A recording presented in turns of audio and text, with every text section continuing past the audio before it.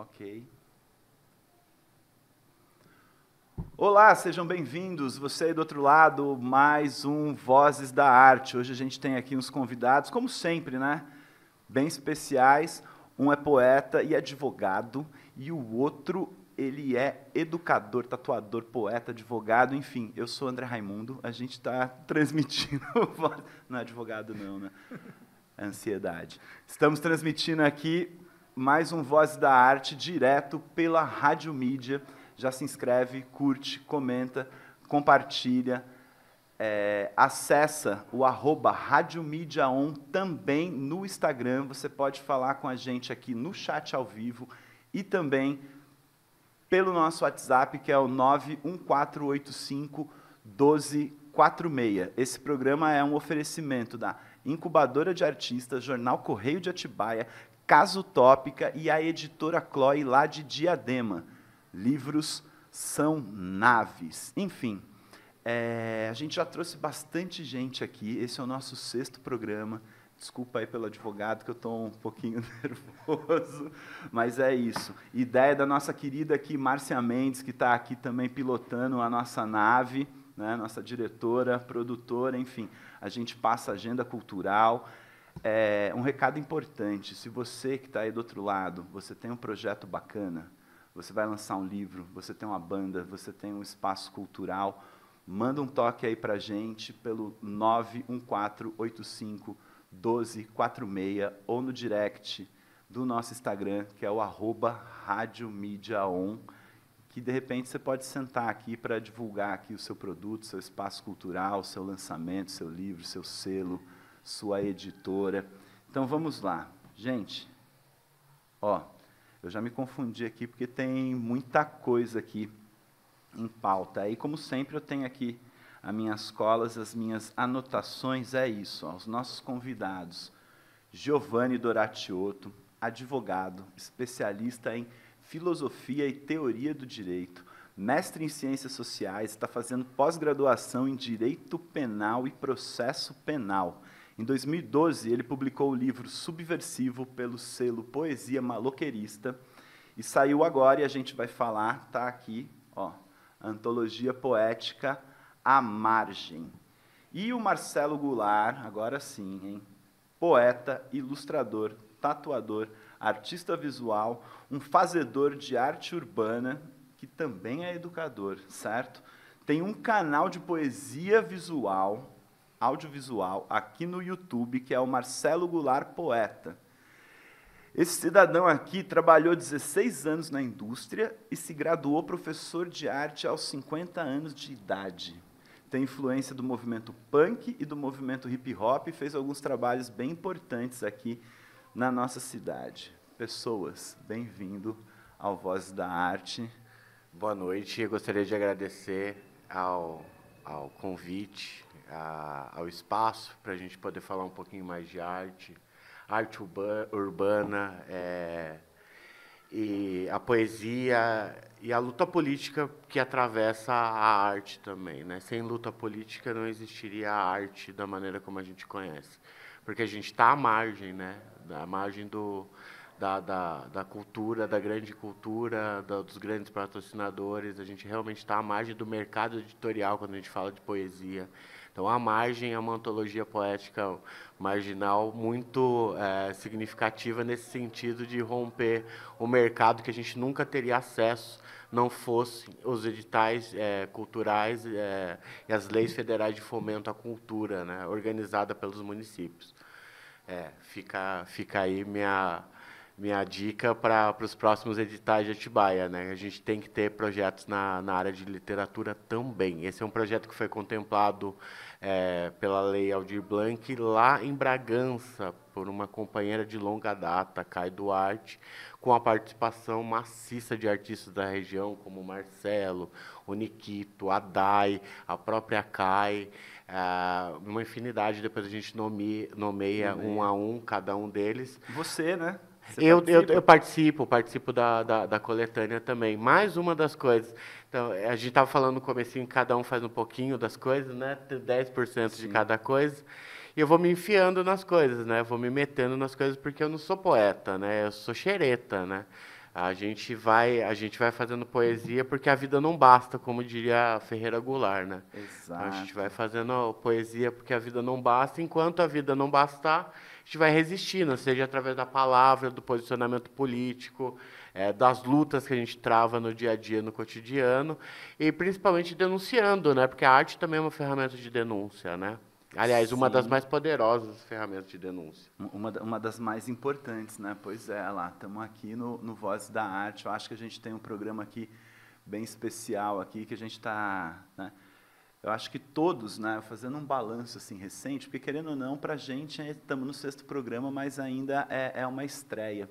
E a gente já falou de gestão pública, a gente já falou de lei de fomento, a gente já falou de teatro, a gente já falou de mercado editorial, a gente já falou de literatura.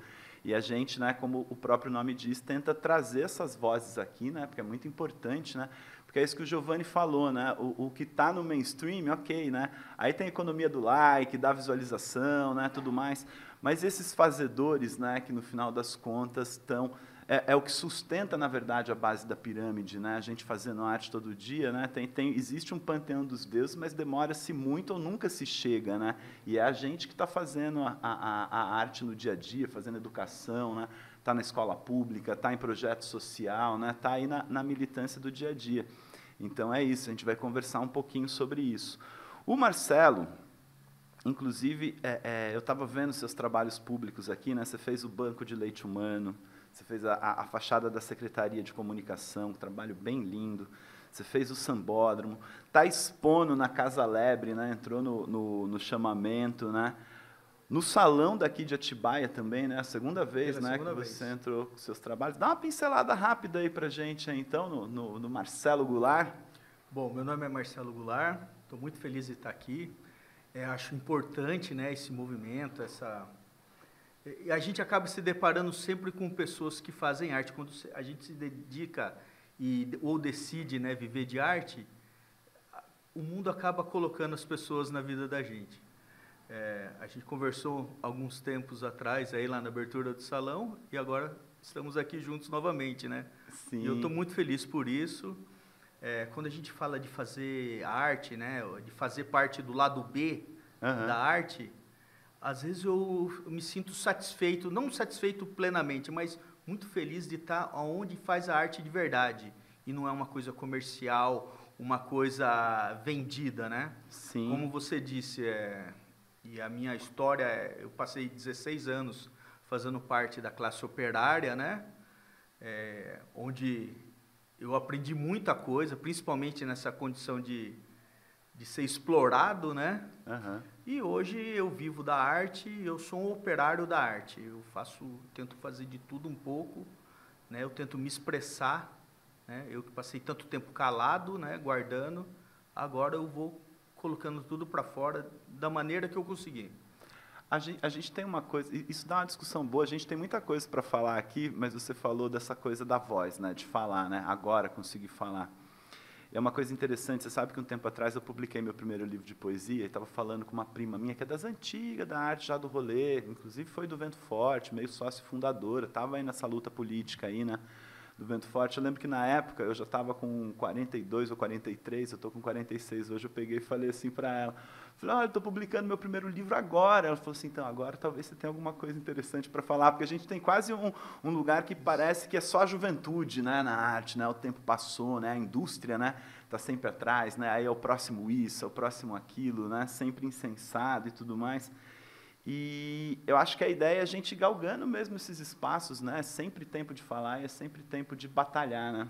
Acho que a gente não pode esquecer, e a tua história é muito legal, Marcelo, porque me lembra muito Saramago, né? Saramago também é operário, a vida inteira começou a escrever depois dos 50, né? Sim. E foi prêmio Nobel de Literatura, né? Exato. Ele foi prêmio Nobel de Literatura.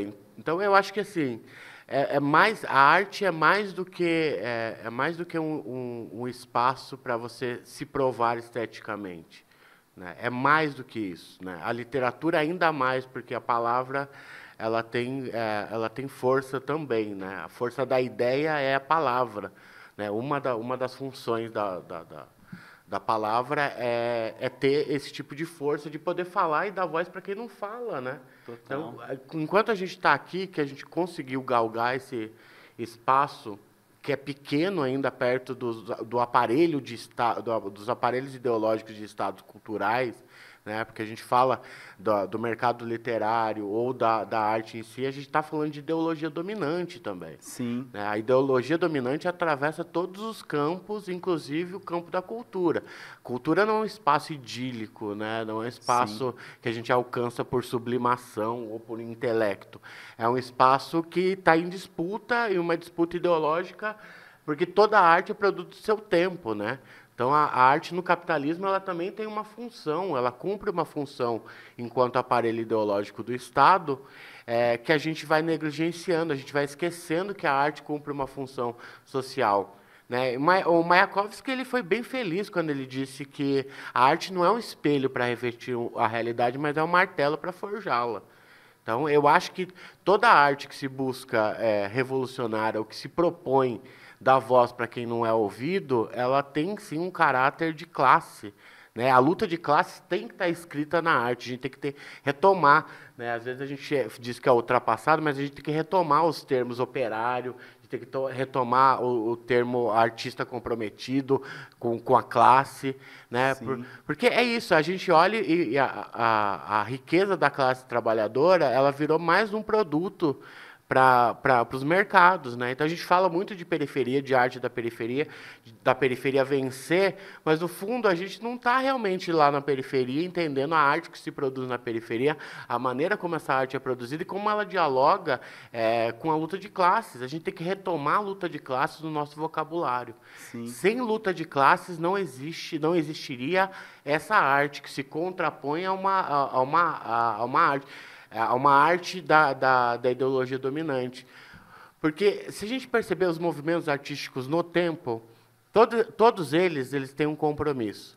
Né? O fascismo, quando sobe o fascismo, também sobe um tipo de arte que retoma o classicismo, a ideia e outras são perseguidas, né? E outras são perseguidas. O futurismo na Itália com o fascismo de Mussolini, na Alemanha. E o expressionismo, né? Os artistas da vanguarda moderna, né? Eles acabam. Hitler fez, inclusive, exposição de arte degenerada, né? E que eram os artistas que hoje são incensados e tal, mas muita gente também pagou o pato, né? Foi perseguida, enfim. Isso existe hoje, né? A gente está falando de um passado recente, né? O nazismo e o fascismo, eles nunca deixaram, porque eles são próprios do modo de produção capitalista, eles são próprios da formação social que a gente vive. A formação que a gente vive, ela está em constante luta de classes e toda a crise do capital pode redundar no fascismo.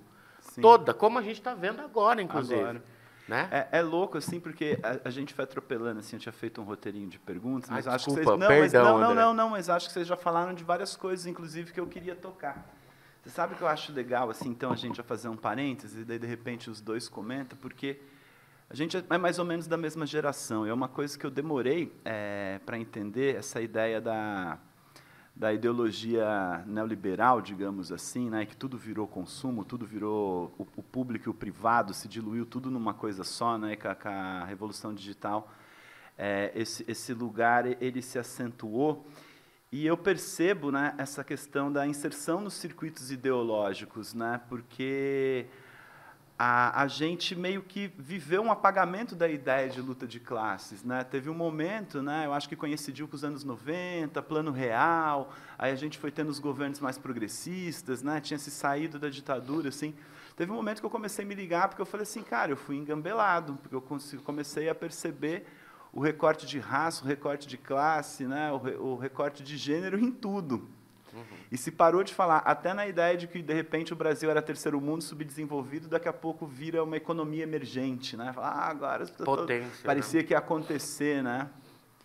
Querem falar? Querem comentar? Como que você vê o mundo hoje como artista? Enfim, como que você experienciou isso tudo? Bom, falando da minha arte, que eu não faço uma arte acadêmica, né? E eu vejo que, assim... A arte que eu faço, ela é combatida, né, de certa forma. Por exemplo, as galerias estão aí. Muitas vezes eu estou expondo em galerias, né? E eu vejo que existe uma barreira invisível, assim, que impede que muita gente acesse esses lugares, mesmo que seja de graça. Porque já foi colocado na cabeça das pessoas que a arte não é para elas, né?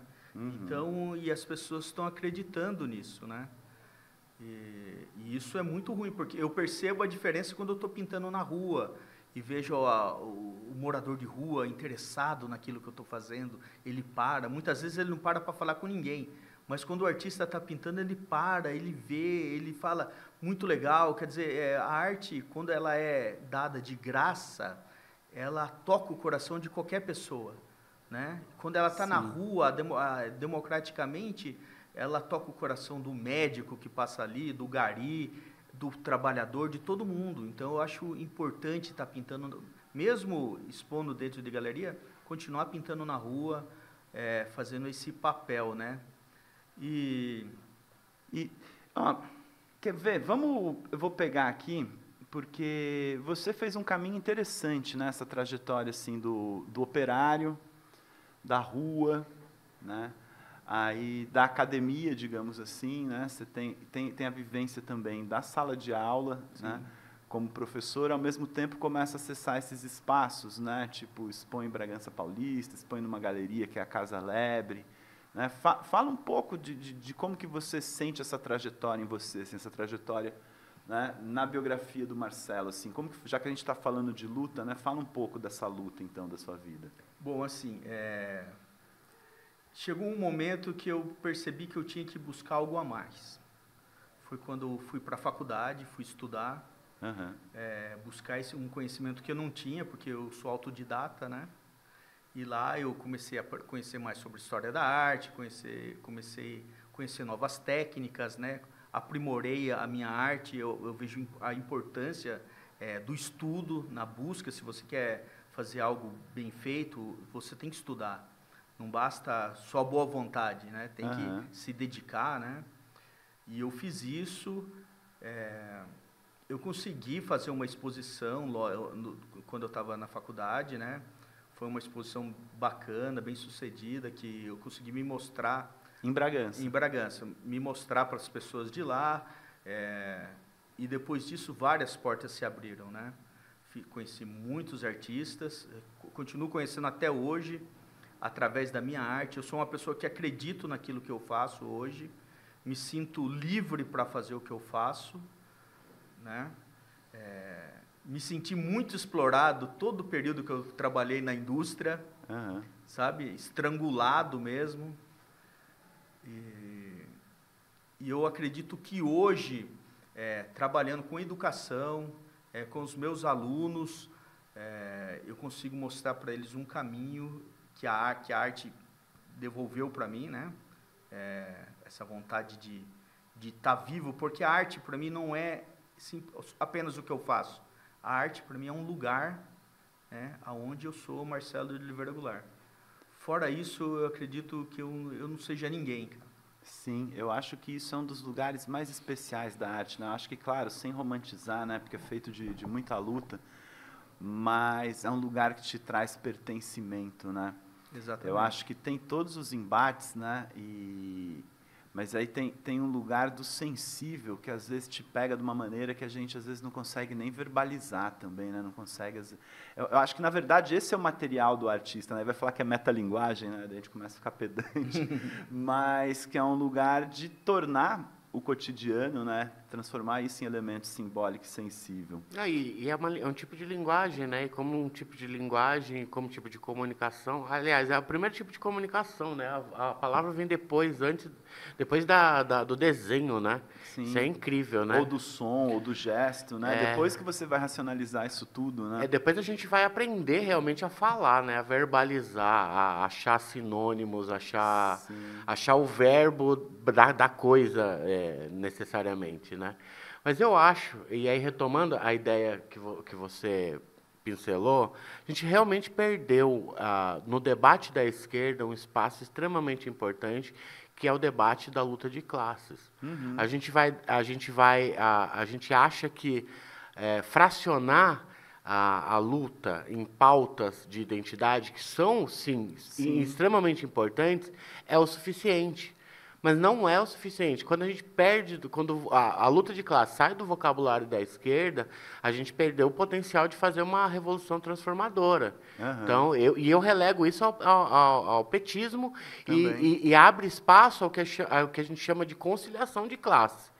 Porque a partir do momento que eu deixo de ver, enxergar uma luta de classes, que ela é encarniçada, sim, ela é violenta. A gente não pode esquecer que, independente do governo que esteja hoje à disposição do Estado, o Estado é uma ferramenta de dominação. É também uma ferramenta de dominação em constantes disputas e atravessado pela luta de classes. Né? Então, a gente fala, por exemplo, a gente tem que enxergar as contradições, porque o Estado ele é implacável, seja o Estado sob o regime Bolsonaro, seja sob o regime do petismo. A gente tem que... que não seria tão difícil ser melhor que o Bolsonaro naquele momento, né? Enquanto governo, para os artistas, inclusive. Mas é um grande limitador também. As leis de fomento são maravilhosas, mas existe um limitador. A gente condiciona as pessoas a viver num mercado de edital. E a lógica é a mesma do capitalismo, né, da competição, e que, no final das contas, é a mesma ideia que a gente estava falando do sustentar a base. Né? Você tem os artistas todos trabalhando e, no final das contas, alguns vão ser pinçados por determinados critérios, né, que tem a ver também com acesso a estudo, com acesso à leitura, com acesso a elementos da tecnologia, né, uma intimidade maior com esses meios. Né? A gente começa a pescar objeto de projeto. É isso que eu vejo hoje no mercado. Porque é um mercado, né? Mercado. Edital também é um mercado, né? Sim. E a gente não pode negligenciar isso. E não que a gente tenha que julgar, né? Não que isso seja algo negativo, mas o artista ele tem que entender os limites e as imposições. Porque a nossa luta não é por mais edital, a nossa luta é por uma revolução socialista. Quando a gente perde o horizonte e se restringe a lutar por mais grana, por mais edital, a gente está reproduzindo a mesma lógica capitalista que a gente critica nos outros. Sim, e tem umas deformações, né? Você sabe que eu venho me reposicionando com o tempo e fui ler e tentar entender algumas coisas. Eu percebo também que a galera tem uma visão muito deturpada do que seria o socialismo e do que seria o comunismo, já que você tocou nesse assunto. E é interessante, porque a galera acha que daí, sei lá, é anti-indústria, é anti-dinheiro, é anti-meios de produção, é anti-propriedade, né? Na verdade, é o uso que se faz disso, né? Não, eu acho que o socialismo é também fruição de riqueza. A gente não pode falar de socialismo sem necessariamente falar de distribuição de riqueza. E sem pensar que a maneira como a gente se relaciona vai condicionar o nosso comportamento, inclusive na arte.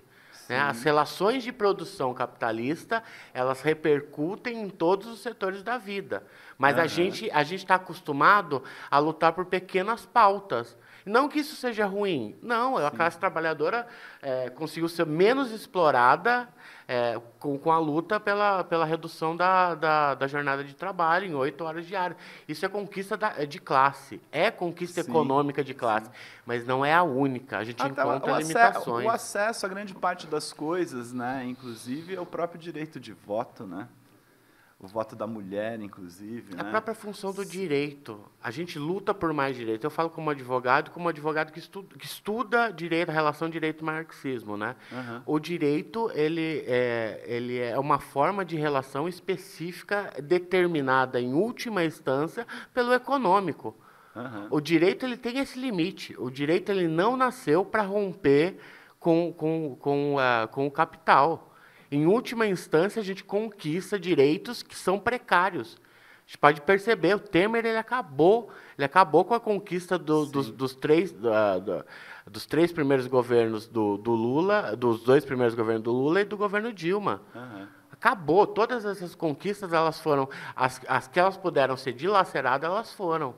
Porque hoje a lógica da pejotização, da uberização no trabalho, tudo isso foi implementado com a ajuda do direito. Direito não é ferramenta de transformação. A gente tem que romper com isso. A esquerda está limitando suas lutas e limitando a sua forma de fazer luta, esquecendo que a luta de classes, ela existe, né? Eu retomo sempre esse filme que eu vejo por aí. O ator ele vai olhar e vai perguntar a que classe você pertence. A luta de classes existe. A que classe você pertence? Total. Mas como fazer uma luta de classe quando as pessoas que mais deveriam estar engajadas nisso, envolvidas nisso, são fãs de bilionários, né? Não se enxergam como classe trabalhadora, sabe? Essa coisa da terceirização, até mesmo essa coisa da uberização, como você citou.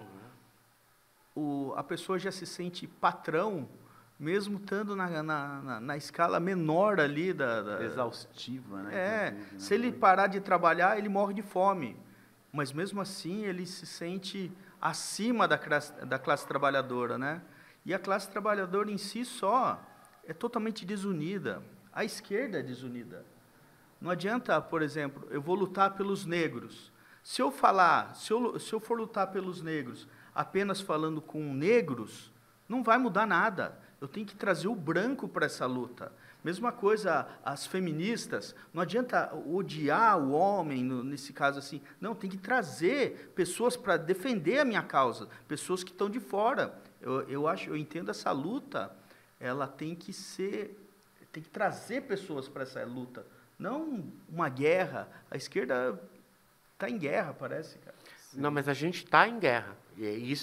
Essa é a grande. Ó, o guerrilheiro urbano. Você sabe que tem duas coisas que me chamou a atenção, até vou linkar com falas que teve em outros, assim. A Isadora falou aqui que a gente tem um equívoco de achar que a arte é penduricalho, né? A sociedade vê de uma maneira geral, né? Quando, na verdade, a revolução ela se dá também pela revolução da linguagem, né? As mudanças se dão pela revolução da linguagem.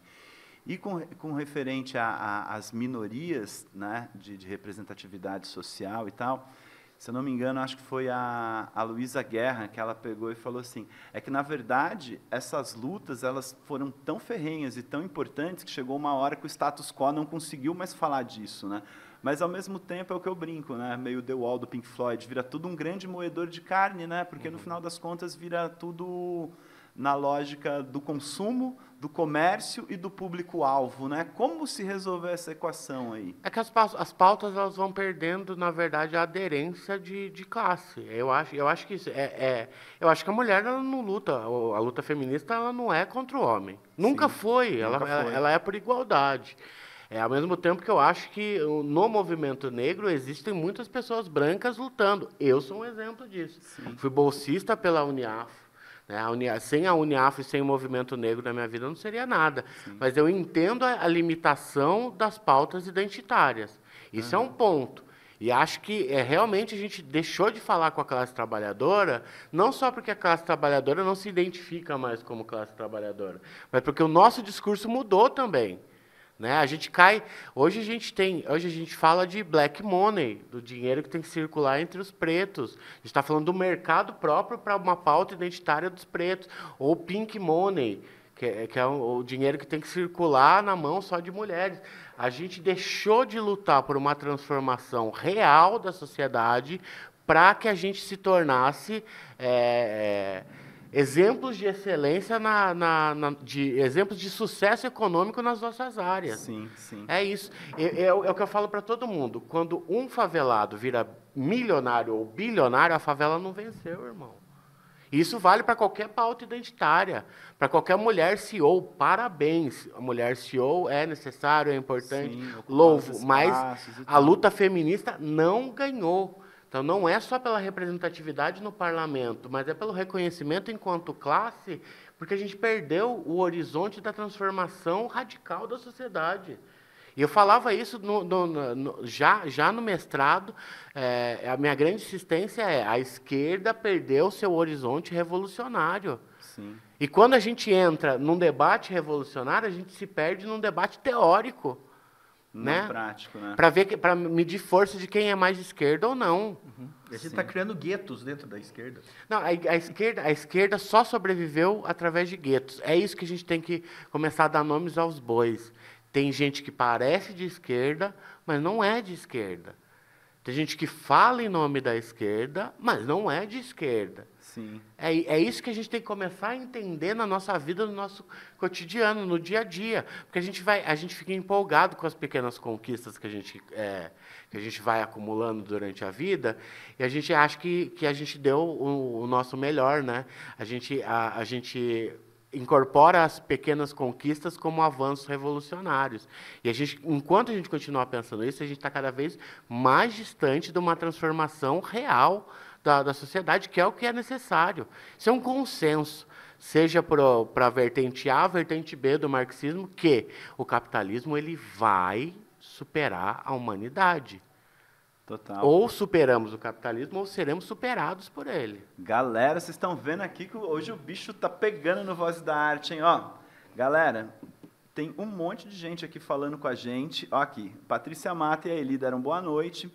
A Patrícia Mato disse aqui, ó, fui no lançamento de A Margem na incubadora e foi incrível. Um sarau de primeira, voltei inspirada e escrevi uma porção de poemas por isso. Ó, o efeito da arte aí. O Osni dando boa noite aqui, falando, e essa dupla dinâmica, abração aos dois amigos imprescindíveis. A Toque Batoque, que é uma banda indie de música infantil, tá mandando aqui, Operários das Artes Univos. O Lucas Cardino Frias, boa noite. A galera acompanhando. A Isis Gonçalves, importante a reflexão. É proposição reviver esse contato para o povo e a arte em todos os lugares. Parabéns. A Patrícia também escreveu, o próprio acesso à arte, nós artistas ainda não sabemos fazer chegar a todos, né? Eu me sinto nadando em maré alta, é bem difícil. Pércio Lima, me identifico contigo, Patrícia, a maré é alta. Aí, sobre feminismo, Bell Hooks redefiniu o feminismo contemporâneo. Não existe feminismo sem falarmos sobre racismo, a luta de classes e as mulheres no poder. E a feminista não deve odiar o homem. Galera, o pessoal aqui está comentando. Ó, nossa agenda cultural, você aí do outro lado, aí, navegadores e navegadores da internet, da arte, da cultura pública em geral. Dia 4/10, ó, falando em luta política, aí temos a atividade pela preservação do córrego Onofre. Yoga, plantio, roda de conversa. 4/10, às 9h30, margens do córrego Onofre. @yogaclube.br. Salve, Neia. Salve, nossa amiga Neia. E a Maíra Ferraz, que eu vi o story delas lá, estão promovendo esse dia. Lançamento... Livro IN, Editora Chloe, alô, alô, Diadema, lá, 4/10, às 13 horas, em Diadema, @editora.chloe. Oficina Restauração de Acervos, no Casarão Júlia Ferraz, aqui em Atibaia, também no 4/10, às 14 horas, hein? Sucesso, gratuita, né? Essa oficina é gratuita, bem legal, hein? Restauração de acervo. Exibição do documentário do Nestor Lampros, Viajante da Arte e da Alma, dirigido pelo Osni Dias, que estava aqui comentando, também no dia 4/10, às 16 horas, na Associação de Escritores, em Bragança Paulista, na Rua Coronel Leme 35, centro de Bragança Paulista, entrada gratuita. Se ligou, né? É tudo dia 4, mas tem coisa em Diadema, tem coisa em Atibaia, tem coisa em Bragança Paulista. E... Festa da Palavra, com Giovana Maldolosso e Jean Willis, dia 4/10, também 14 horas na Casa do Leitor, só que aí é em Bom Jesus dos Perdões, hein? Falando em Casa do Leitor, eu vi que a Casa do Leitor, o Selo Clica, né? Todo mundo aqui também deu um salve aqui, um apoio aqui na ajuda do livro, né?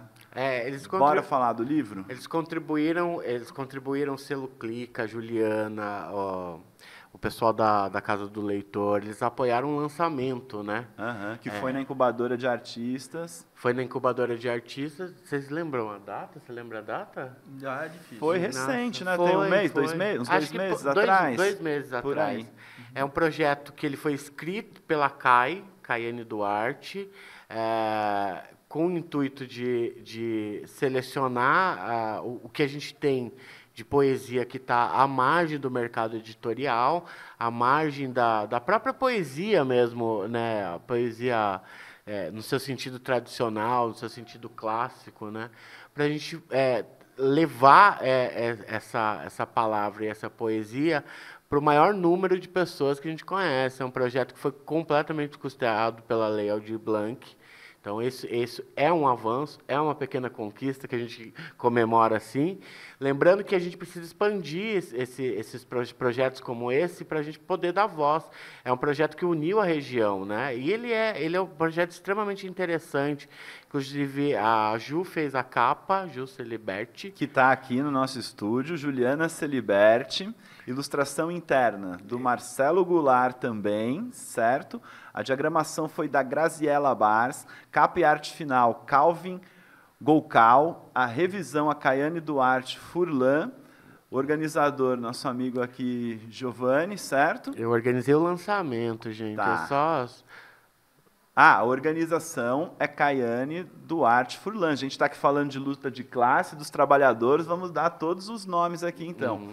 E os textos, é claro, Caiane Duarte Furlan, Daiane Oliveira, Felipe Nikito, Giovanni Doratiotto, que está aqui com a gente, Marcelo Goulart, que está aqui com a gente, Rodrigo W. de Lima, Ronaldo Teixeira, Pércio Lima, Vlado Lima e Zé Franco. E aí, fala você. Primeira vez que você publica, não? É a segunda vez. A da outra vez foi uma antologia também, que chamava Liturgia das Esquinas. E esse livro aí, ele é lusofônico. O Zé Franco é de Angola. Olha que legal. É verdade, o Giovanni tinha comentado. Então, ele tem algo a mais aí. Salve, Angola, tamo aí. Olha onde a gente está lá. Não é? E é isso, né? Um trabalho gratificante, né? Porque o poeta, sem essa possibilidade, ele só vai enchendo as gavetas de poesias, né? Sim. E foi uma liberdade, né, de escrever, porque para mim, assim, o verso livre chegou na minha vida e falou, você pode ser poeta. Na minha também. Então temos que agradecer a Carlos Drummond de Andrade, né? Total. Que possibilitou que a gente acreditasse. Comunista, viu? A Rosa do Povo. Manuel Bandeira, sim. Aí vai um Hilda Hilst, Adélia Prado, Paulo Leminski, galera. Eu gosto muito de falar isso, né? Porque tem uma coisa que a galera acha que se tira a arte do nada, né? E é uma estrada pavimentada, a gente já falou isso em alguns programas, né? Pela aquela galera que veio antes, né? Abrindo a estrada para a gente deitar e rolar, né? E outra, a arte, ela está aí a cada passo que a gente dá andando pela rua, em tudo que a gente vê, né?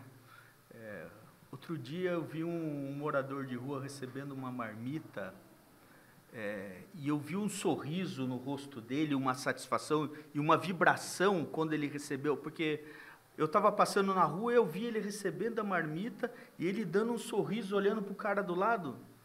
Então eu entendo que o seguinte uma coisa, quando ela é triste e ao mesmo tempo é lindo, é poesia. É o lugar então da ali arte. eu presenciei uma poesia sendo escrita pelo acaso, ou não sei. O acaso era eu estar ali, ou era ele receber aquela marmita naquele momento, né? Ou existia um Deus maior, poeta, escrevendo aquela poesia. É o olhar do artista, né? Eu lembro quando eu dava aula, eu já disse isso aqui, às vezes eu falava para o aluno assim, às vezes o cara viu uma cena na rua, na feira, na fila do, sei lá, do açougue, no mercado, né? E às vezes ele escreve todo um roteiro para justificar isso, né? Eu acho que falando de luta de classes, né?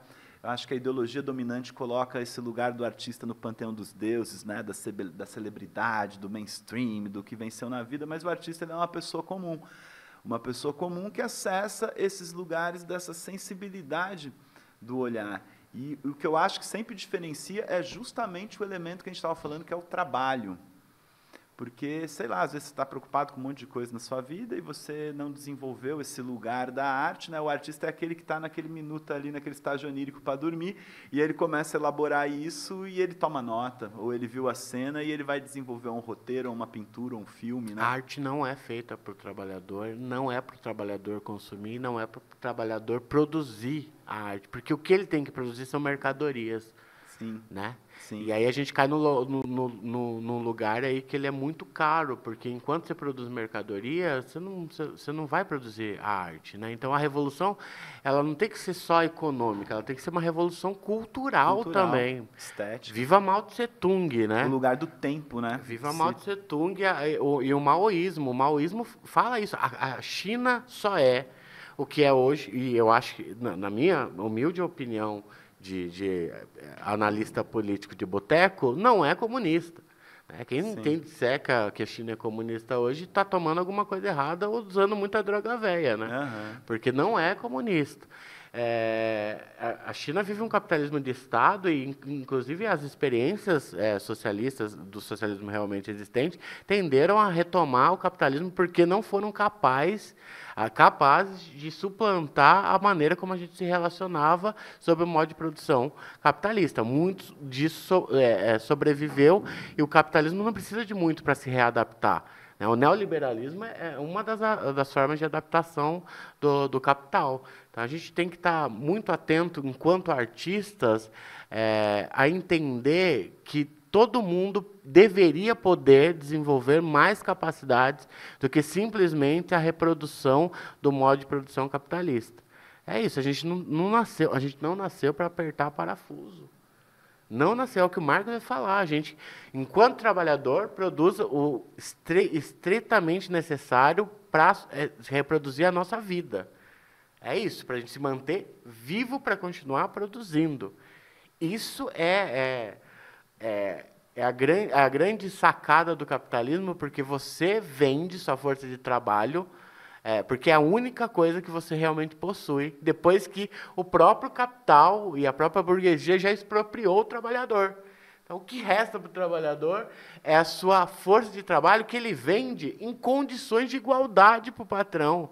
Patrão e trabalhador, sob o aspecto contratual, são iguais. Sendo que a realidade que o contrato de trabalho vai esconder é uma relação de exploração. Sim. É um debate chato, né? Mas a gente se empolga. E não, tudo isso para falar o quê? Tudo isso para falar o quê, André? Isso eu ouvi muito. Poeta bom é poeta morto. Se está vivo, não é bom ainda, né? Então guardem o livro, né?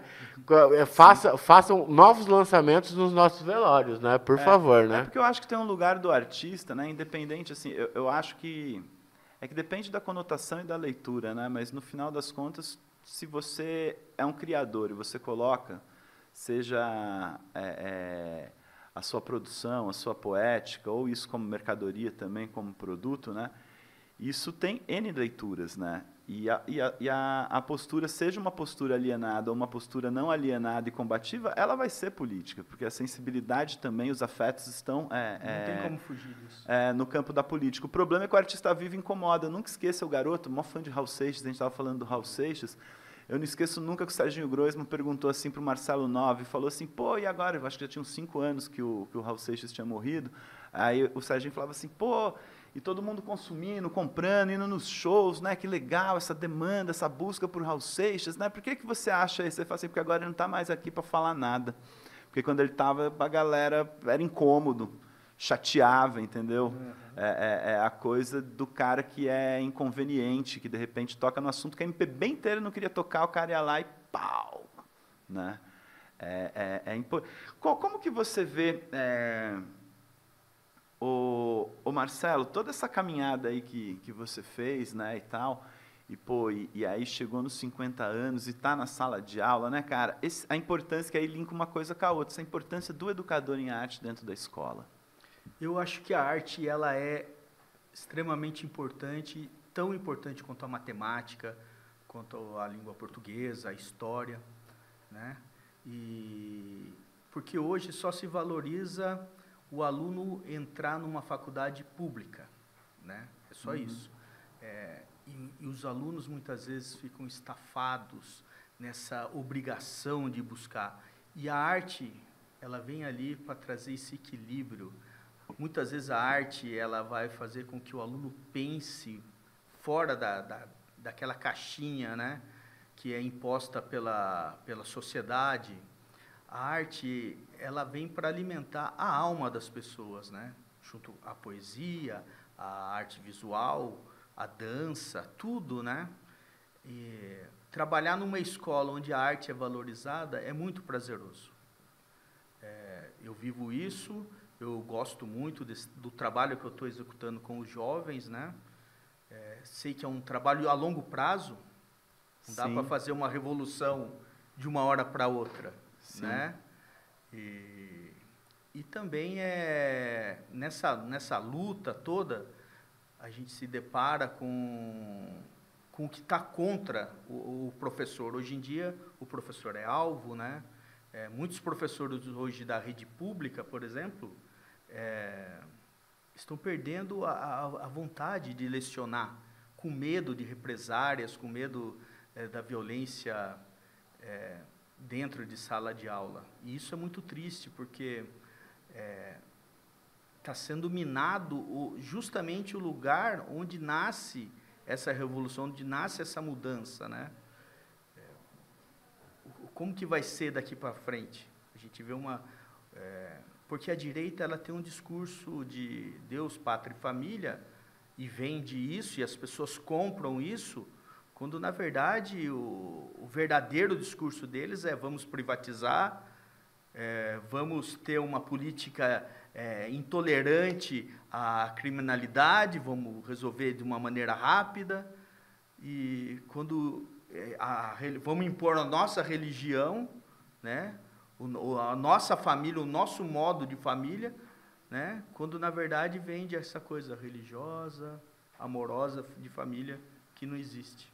Sim, então, eu acho que é isso, né? Acho que o grande debate do pensamento crítico é entender e apontar as contradições todas, né? Eu acho que, num certo sentido, é o que a gente está fazendo aqui. E olha como passou rápido, que a gente tem demais. 10 minutos. E as coisas não se resolvem, né? Eu acho que tem um lugar idílico, eu sempre brinco com a ideia de imperfeita perfeição, porque, independente, você pode reduzir as mazelas, né? Você pode confortar, né? Você pode promover os acessos, né? Porque não tem humano perfeito, né?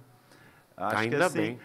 Não vai ter uma sociedade perfeita, né? Eu acho que, às vezes, essas contradições, quem quer ir por um caminho muito simples, acho que vai estalar o dedo e pronto, e resolve-se o problema da criminalidade. Tem aqui o nosso advogado. Eu acho que isso é muito louco, porque, assim, não é porque eu li, eu estudei, eu tenho diploma. Às vezes eu fico pensando que são pensamentos elementares. Porque, tipo assim, eu falo assim, tem tanta lei, tem tanto encarceramento, tem tanta punição. Se isso funcionasse, o crime acabava. Mas não vai acabar porque é próprio do modo como a gente produz, punir. E quando a gente vai ver a seleção, porque existe uma seletividade penal, né, que exerce um fator primordial, eu acho que fundamental para o próprio sistema de punição, quer dizer quem vai ser punido e pelo quê. Né? Até a prisão, como a gente conhece hoje, ela não existiu sempre. Na Idade Média, se levava para o cárcere ou era para morrer, ou era para ser solto depois, ser punido e solto. A ideia de que o tempo, hoje, o nosso tempo, a medida de um tempo é capaz de punir a gente, ela é recente. A partir do momento que a gente divide o nosso dia em horas para a gente produzir. Então, todo modo de produção cria seu modo de punição. E não é à toa que a gente vê que o principal cliente do direito penal, a clientela do sistema prisional, ela é preta, pobre e periférica. E jovem. É isso, a gente está vendo essa seletividade. A bala perdida tem endereço, né? Não é perdida, né? Não, nunca é perdida. E outra, é proposital, isso acontece. A gente pode ver, dentre as condutas puníveis, a gente vai ver crime contra o patrimônio, roubo e furto, e tráfico de drogas, que é um mercado aí que tem se mostrado que está cada vez muito mais próximo à alta burguesia financeira do que propriamente aos favelados, né? Que é uma outra coisa que eu sempre faço esse exercício, assim, que você não precisa ser um gênio para perceber, né? Que aquela virou até um clichê, né? Falar, né? O maluquinho não vai sair da quebrada aqui para ir para fora do país de avião buscar droga, né? Ah, mas eu queria ver se a polícia tem coragem de fazer batida na Faria Lima, de dar esculacho nos caras que trabalham na Faria Lima. É isso que a gente vai fazer agora? Porque tá lá, o centro econômico e financeiro do crime organizado está na Faria Lima. Não esqueçam, à margem, a gente vai ter um sorteio, vai estar no Instagram da Rádio Mídia, se você quiser ganhar aqui esse livro sensacional, entra lá, comenta, curte, compartilha. Queria agradecer. Quinta-feira, né? Quinta-feira. Giovanni, muito obrigado pela participação.